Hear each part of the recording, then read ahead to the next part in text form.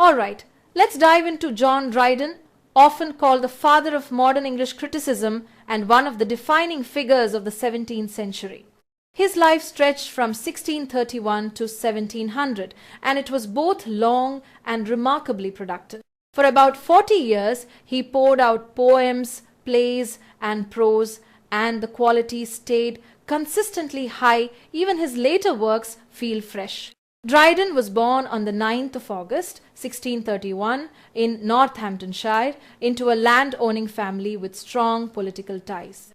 He was a king's scholar at Westminster School, where rhetoric, the art of persuasive argument, left a lasting mark on his writing. In 1650, he went on to Trinity College, Cambridge, and graduated at the top of his class in 1654, the same year his father passed away. His first published poem appeared in 1649, and his earliest important piece was actually in praise of Oliver Cromwell. That connection has been asked in exam. But Dryden was a practical man. At the Restoration in 1660, he quickly aligned himself with Charles II and the Church of England. This loyalty paid off, bringing him royal favor, honors, and even pensions. Later, when James II came to the throne, Dryden converted to Roman Catholicism. And here's the thing, even after the Revolution of 1688, when Catholic loyalty became a liability, he never abandoned the faith. The political shift cost him dearly.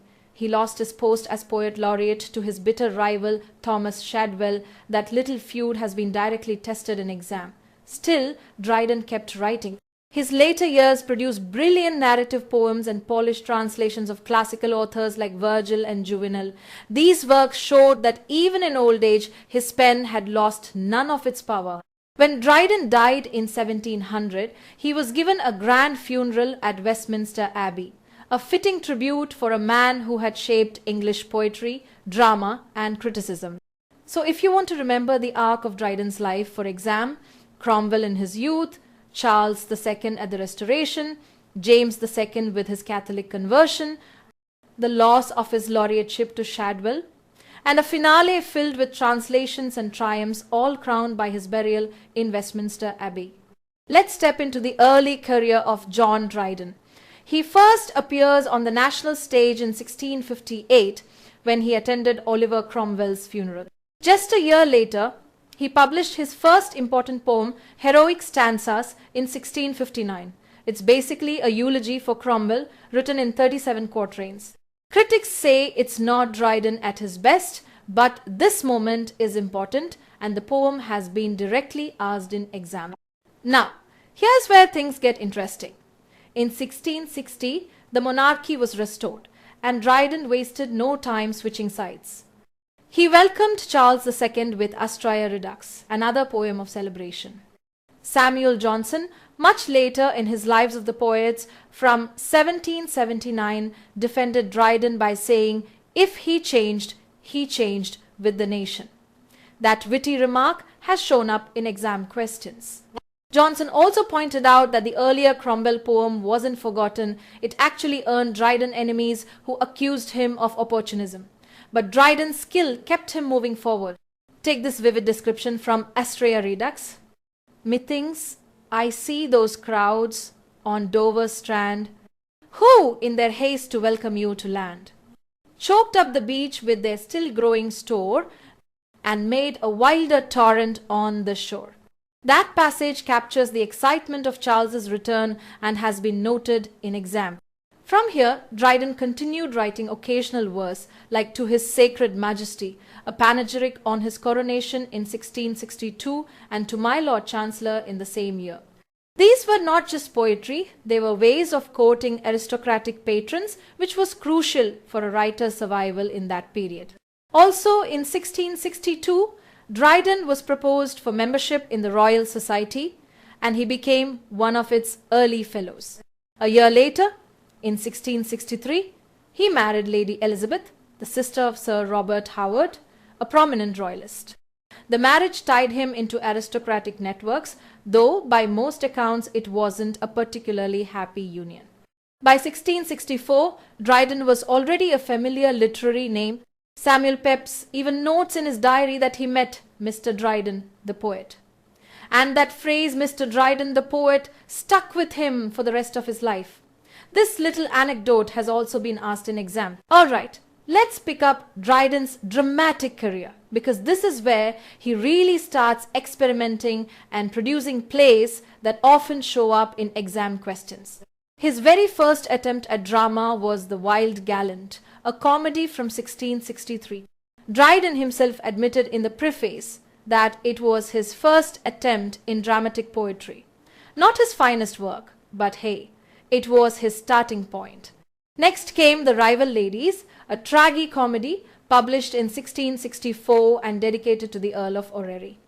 That dedication detail has been directly asked in exam, so keep it in mind. Then comes The Indian Queen, a tragedy from 1664, written with his brother-in-law, Sir Robert Howard. This play is a big one in exam context because it sets up the sequel, The Indian Emperor, in 1665. That sequel tells the story of the conquest of Mexico by the Spaniards and features one of Dryden's most quoted lines. "But of my crown, thou too much care dost take, that which I value more, my love's at stake." Dryden kept busy through the late 1660s. We get comedies like Secret Love, also called The Maiden Queen, Sir Martin Marall, adapted with help from Molière, and even a reworking of Shakespeare with William Davenant in The Tempest, or The Enchanted Island. He also tried lighter fare with An Evening's Love or The Mock Astrology. Now, one of his most famous plays from this decade is Tyrannic Love, or The Royal Martyr, around 1668. This tragedy retells the story of Saint Catherine of Alexandria, who defies the Roman Emperor Maximinus, the tyrant of the title, after he tries to force his violent passion on her. This play has been asked in exam multiple times. Then comes his big heroic double play, Almanzor and Almahide, or The Conquest of Granada by the Spaniards. It's in two parts, staged in the early 1670s, and it cemented Dryden's reputation as a master of the heroic drama. He shifts gears with Marriage à la Mode, a comedy from 1673, another exam favorite, and then Amboina, a tragedy attacking the Dutch for their cruelty to English merchants. One interesting experiment is The State of Innocence and the Fall of Man from 1674, which is basically a dramatic opera based on Milton's Paradise Lost. Imagine Milton's epic turned into a stage spectacle. That's Dryden's version. But the real highlight of this period is Aurangzebe, a tragedy from 1676. It's loosely based on the Mughal Emperor Aurangzeb, his brother Murat, and their father Shah Jahan. The fact that Dryden used contemporary Indian history for inspiration makes this play stand out, and it has been specifically asked in exam. Finally, we get what many call Dryden's greatest tragedy, All for Love, or The World Well Lost, from 1678. This is his retelling of the Antony and Cleopatra story, written in blank verse rather than rhyming couplets. The shift to blank verse gave the play greater naturalism, and it's often described as Dryden's masterpiece. Unsurprisingly, it comes up frequently in exam questions. So, to sum up, from The Wild Gallant to All for Love, Dryden tried comedy, heroic tragedy, adaptations, political plays, and even experiments with Miltonic opera. And across this list, the key exam names to remember are The Rival Ladies, The Indian Queen and Indian Emperor, Tyrannic Love, Marriage à la Mode, Aurangzebe, and All for Love. Alright, we're now in the later part of John Dryden's career, and honestly, this is where his reputation as the father of modern English criticism and poetry really takes shape. Let's start with his plays. After the mid-1670s, he wrote a steady stream of dramas. Limberham, or The Kind Keeper, in 1678. Oedipus with Nathaniel Lee the same year, Troilus and Cressida in 1679, The Spanish Friar in 1681, The Duke of Guise in 1682, and even an opera called Albion and Albanius in 1685. Later came Don Sebastian and Amphitryon in 1690, King Arthur in 1691, Cleomenes in 1692, and Love Triumphant in 1693. His very last stage work, The Secular Masque, appeared in 1700. You don't need to memorize every single title, but watch for the more famous ones like The Spanish Friar or King Arthur, because they've been asked in exam. Now, let's step back for a moment. In 1665, when the bubonic plague hit London, Dryden left for Wiltshire.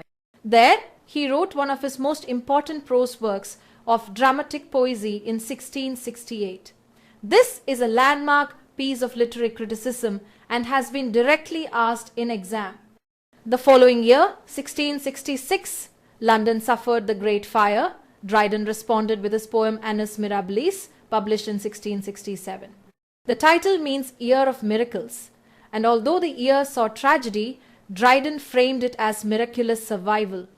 Both plague and fire become the backdrop to his literary rise. In 1668, after the death of William Davenant, Dryden was appointed the first official poet laureate of England. This role confirmed his central place in Restoration literature. By the 1680s, Dryden shifted from drama to poetry and satire. The results were explosive.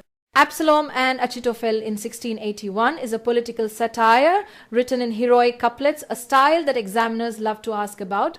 Then came Flecknoe in 1682, a mock-heroic poem ridiculing his rival Thomas Shadwell. The same year, he also wrote The Medal and Religio Laici. The latter means a layman's faith, and that translation has been tested in exam. Dryden kept up the pace. The Hind and the Panther in 1687, which presents an allegory of Catholic and Anglican faiths, has also been asked in exam. That same year, he wrote A Song for Street, Cecilia's Day, while in 1688 he produced Britannia Rediviva, celebrating the birth of James, Prince of Wales, another exam text. His shorter works include an epigram on Milton in 1688 and his translation Creator Spiritus in 1690. In his last decade, he focused heavily on translation. His works of Virgil appeared in 1697, followed by the great ode Alexander's Feast. Finally, in 1700, he capped his career with fables, ancient and modern, which included Palamon and Arcite from Chaucer and other retellings. Around this time, he also wrote The Art of Satire, a piece that sums up his mastery of wit and criticism. So when you think of Dryden's late career, remember these anchors: of dramatic poesy during the plague, Annus Mirabilis after the fire, his appointment as poet laureate, then the brilliant satirical poems like Absalom and Achitophel and Flecknoe, the religious allegory, the Hind and the Panther, and the final translations and fables. Each of these works not only shaped English literature but also keeps turning up in exam. Okay, let's dive into John Dryden's most famous satire, Absalom and Achitophel. Published in 1681, it's written in heroic couplets and uses a biblical story to comment on a burning issue of Dryden's own time. The biblical framework, Absalom's rebellion against King David, has been asked in exam, and the political allegory behind it is absolutely central. So here's the setup. King Charles II, represented in the poem as David, faced what's called the exclusion crisis between 1679 and 1681. Some factions wanted to exclude his brother James from succession because he was Catholic. Instead, they looked to the Duke of Monmouth, Charles's illegitimate but Protestant son. In Dryden's allegory, Monmouth becomes Absalom, the beloved son. And who pushes Absalom toward rebellion? That's Shaftesbury, recast in the poem as Achitophel, David's cunning but reckless counselor. This too is a key exam detail. Dryden also takes the chance to mock other politicians of the day, giving them biblical names that fit their weaknesses perfectly. For example, the Duke of Buckingham, one of Dryden's old enemies, is lampooned as Zimri, the fickle and unfaithful servant. The poem also reflects the wider paranoia of the age, including the so-called Popish plot of 1678 and even foreshadowing the Monmouth rebellion of 1685. These references tie Dryden's satire closely to contemporary politics, and examiners love to ask about them. Now, let's walk through the plot as Dryden reshapes it. King David, standing in for Charles, rules over a divided kingdom. Absalom, or Monmouth, is persuaded by Achitophel or Shaftesbury to claim the throne. At first, Absalom hesitates. After all, Charles loved him dearly, but eventually he allows himself to be drawn into the rebellion. Achitophel rallies support from discontented factions, stirring up unrest, but when David responds, it is with calm authority, condemning rebellion and affirming loyalty to the crown. In the end, Absalom abandons the plot, while Achitophel meets his downfall. His death symbolizes the end of the rebellion.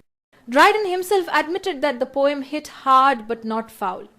He avoided cataloguing great crimes and instead focused on what he called blind sides and little extravagances. In other words, his satire ridiculed more than it condemned. Still, the allegory is sharp. Charles becomes a reluctant but loving king, Absalom a misguided son, and Achitophel the dangerous schemer. So remember this, Absalom and Achitophel is satire with teeth, but it's also political allegory at its finest. It links biblical rebellion with restoration politics, mocks real figures under thin disguises, and turns heroic couplets into weapons. No wonder it remains one of Dryden's most celebrated works and one of the examiner's favorites. Let's start with Mac Flecknoe, published in 1682. Its full title is Mac Flecknoe, or A Satire upon the True Blue Protestant Poet T.S., and that mouthful has been asked in exam. Now, who is T.S.? That's Thomas Shadwell, a fellow dramatist and longtime rival of Dryden. This poem is a mock heroic satire, and its whole point is to ridicule Shadwell by crowning him as the true heir to dullness. The poem even opens with a pair of lines that examiners love to quote: "All human things are subject to decay, and when fate summons, monarchs must obey." These lines set the tone lofty, grand, and then immediately twisted into satire. So why the quarrel between Dryden and Shadwell? There were a few reasons. First, they disagreed about Ben Jonson. Dryden valued wit and repartee, while Shadwell, as Jonson's disciple, insisted on humorous comedy, meaning comedy rooted in character types. They also argued over the purpose of comedy itself, whether rhyme belonged in drama, and, of course, accusations of plagiarism flew back and forth. All of these disputes have been highlighted in exam questions. Now, in the same year, Dryden also published Religio, Laici, or A Layman's Faith. The title has been tested in exam, so make sure you've got it. This was Dryden's poetic response to Father Richard Simon, a French cleric whose critical history of the Old Testament had been translated into English. Simon applied detailed textual criticism to the Bible, which raised uncomfortable questions for many readers. Dryden's poem steps in as a defense of revealed religion, faith grounded in scripture and tradition.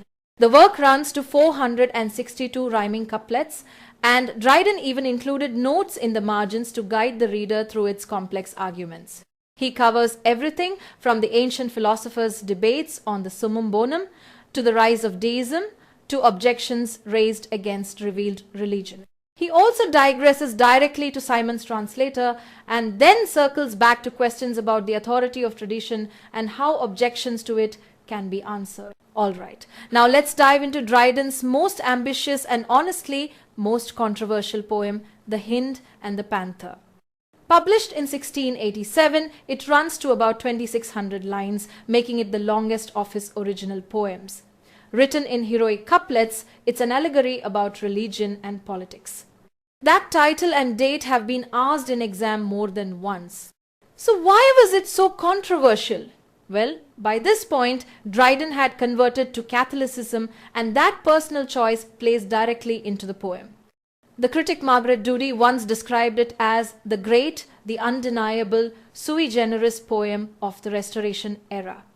It is its own kind of poem. It cannot be repeated. That very quotation has been asked in exam, so mark it down. The poem unfolds in 3 parts. The first section paints vivid portraits of different religious groups using animals. The Roman Catholic Church, Dryden's own faith, is represented as a milk-white hind, immortal and unchanged. This exact description has been tested in exam. The Church of England appears as a panther. Then we meet the rest, the Independents as a bear, Presbyterians as a wolf, Quakers as a hare, Socinians as a fox, Freethinkers as an ape, and the Anabaptists as a boar. Each animal is meant to highlight the supposed nature of that denomination: loyal, sly, stubborn, or dangerous. In the second part, Dryden gets more theological, tackling issues like church authority and transubstantiation, both hot-button debates at the time. And then, in the third part, he shifts into politics, arguing that the Crown, together with the Anglican and Catholic churches, should unite against the nonconformists and the Whigs. That political conclusion has also been highlighted in exam. So, the Hind and the Panther combines allegory, theology, and politics in a way no one else dared attempt. Some found it brilliant, others mocked it, but either way, it's unforgettable. For exams, remember 3 things: Dryden's Catholic conversion, the animal allegories, especially the Hind as the Roman Church and the Panther as the Anglican, and the 3-part structure. Let's dive into John Dryden's All for Love. Written in 1677, this is his heroic tragedy about Antony and Cleopatra. It's important to remember for exam that Dryden's version is written in blank verse, unlike many of his rhymed plays. And just like Shakespeare's Antony and Cleopatra, it tells the story of their doomed love but with a tighter focus. Dryden keeps all the action in Alexandria and concentrates only on the final days of their relationship.